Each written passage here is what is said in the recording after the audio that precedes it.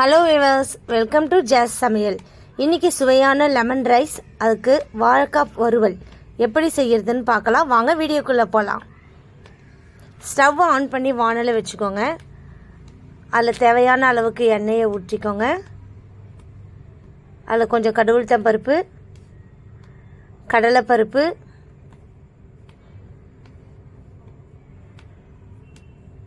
அடுத்தது மிளகாய் வத்தல், இதெல்லாம் சேர்த்துக்கோங்க. சேர்த்து கொஞ்சம் பொரிஞ்சு வரட்டும். கருவேப்பிலை கொஞ்சம் அதிலையே சேர்த்துக்கோங்க. அது கொஞ்சம் நல்லா வதக்கி விட்டுக்கலாம். அதில் ஒரு 2 பச்சை மிளகாய் அதில் கீறி போட்டுக்கலாம். கொஞ்சம் நல்லா அதை கலரி விட்டுக்கலாம். பொன்னிறமாக பொரிஞ்சு வரட்டும் கடலைப்பருப்பு எல்லாம். இப்போ 1 ஸ்பூன் மஞ்சத்தூள் அதிலேயே நம்ம சேர்த்துக்கலாம். சேர்த்து அதையும் கொஞ்சம் கலந்து விட்டுடலாம். கலந்து விட்டுட்டு ஏற்கனவே நம்ம கட் பண்ணி புழிஞ்சி வச்சுருக்கிற லெமன், நான் ஒரு 3 லெமன் அதை புழிஞ்சி வச்சுருக்கேன். அந்த 3 லெமனையும் அதை ஊற்றிக்கலாம். ஸ்டவ் ஆஃப் பண்ணிவிட்டு நம்ம அதில் ஊற்றி கலரி விட்டுக்கலாம். அதில் தேவைக்கேற்ப உப்பு அதையும் கலந்துக்கோங்க. உப்பு போட்டு கொஞ்சம் கலந்துக்கோங்க. அப்போ தான் உப்பு கரையும். பார்த்திங்கன்னா இந்த லெமன் ரைஸுக்கு நான் சாப்பாடு வெடித்து வச்சுருக்கிறேன். வெடித்து வச்சுருக்க சாதம் கொஞ்சம் ஆற விடணும். அது ஆறுற வரைக்கும் கொஞ்சம் வெயிட் பண்ணணும். நம்ம அதெல்லாம் ஆற விட்டதுக்கப்புறம் அந்த சாப்பாடை அதில் கொட்டி நம்ம அதை நல்லா கலந்து விட்டுக்கலாம்.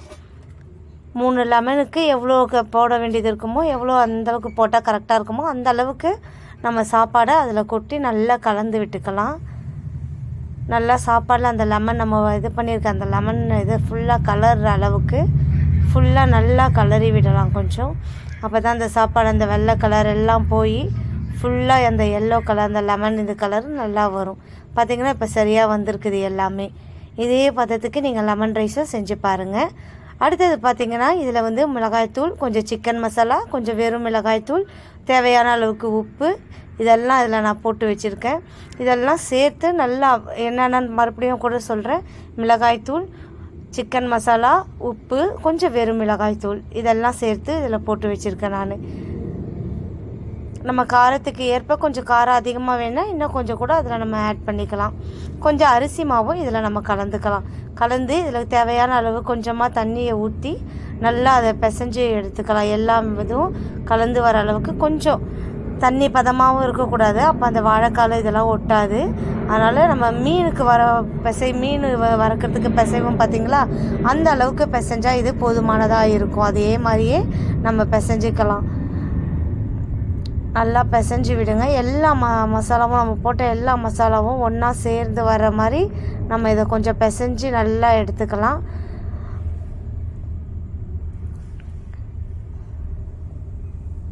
கரெக்டாக நம்ம இதில் பிசைஞ்சிருக்கிறோம். கொஞ்சம் நேரம் மசாலா ஊறட்டும். ஊறினதுக்கப்புறம் பார்த்திங்கன்னா ஒரு 3 வாழைக்காய் நான் நல்லா கட் பண்ணி தண்ணியில் போட்டு வச்சுருந்தேன். அந்த 3 வாழைக்காவையும் எடுத்து நல்லா கொஞ்சம் மெலிசாக நான் கட் பண்ணியிருந்தேன். மொத்தமாக கட் பண்ணாத அளவுக்கு மெலிசாக, அப்போ தான் கொஞ்சம் வேகிறதுக்கும் சீக்கிரமாக வேகும். அதுக்காக தான் மெலிசாக கட் பண்ணியிருக்கேன். பார்த்திங்கன்னா எல்லாமே இந்த மசாலாவில் நல்லா நனைச்சி எடுத்து வச்சுக்கோங்க. எல்லாமே மசாலா ஒட்டுற அளவுக்கு நல்லா 2 பக்கமும் மசாலாவை தடவி ஃபுல்லாக அந்த வாழைக்காலை தடவி அப்படியே கொஞ்ச நேரம் கூட ஊற வைக்கலாம். ஒரு 20 நிமிஷம் ஊறனா கூட அது நல்லாயிருக்கும்.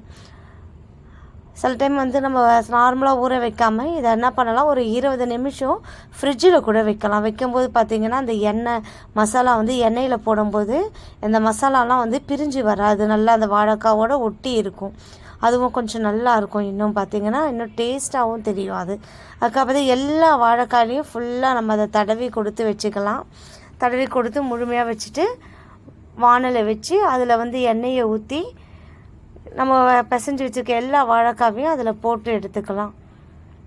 நல்லா வேகிறதுக்கு ஏற்ற மாதிரி போட்டு வச்சோம்னா நல்லா அதை சுற்றி எண்ணெய் ஃபுல்லாக ஊற்றி எண்ணெயில் நல்லா வேகிற மாதிரி நம்ம வைக்கணும்.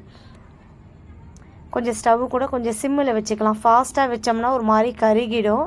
அதனால் நம்ம சிம்மில் வச்சோம்னா நல்லாயிருக்கும். இப்போ பார்த்திங்கன்னா நம்ம ஊற வச்சுருந்தோம். அதனால தான் பார்த்திங்கன்னா மசாலாலாம் அந்த அளவுக்கு பிரிஞ்சு வரலை பாருங்கள்.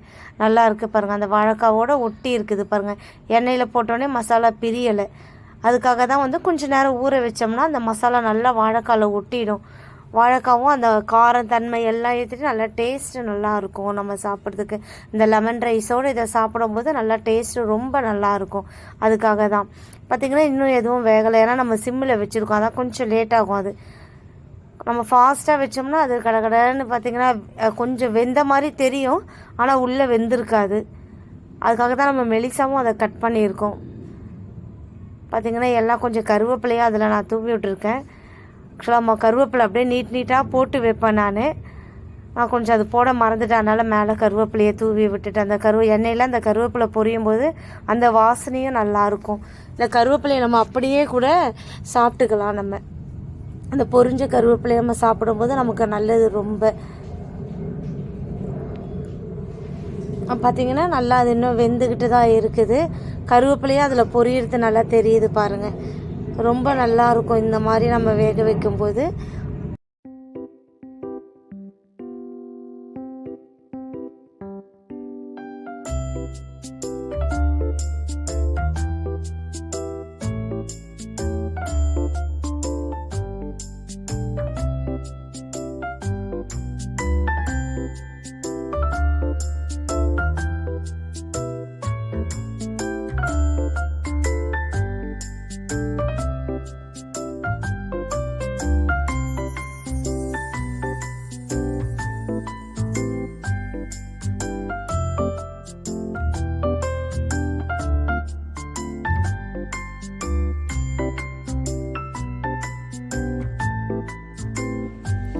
நல்லா ஒரு பக்கம் வெந்துருச்சு. இப்போ இன்னொரு பக்கமாகவும் நீங்கள் திருப்பி அதை போட்டுக்கோங்க. எல்லா வாழைக்காவையும் ஒன்று விடாமல் எல்லாத்தையும் சரியாக நம்ம தள்ளி விட்டு திருப்பி போட்டுக்கலாம் எல்லாத்தையும்.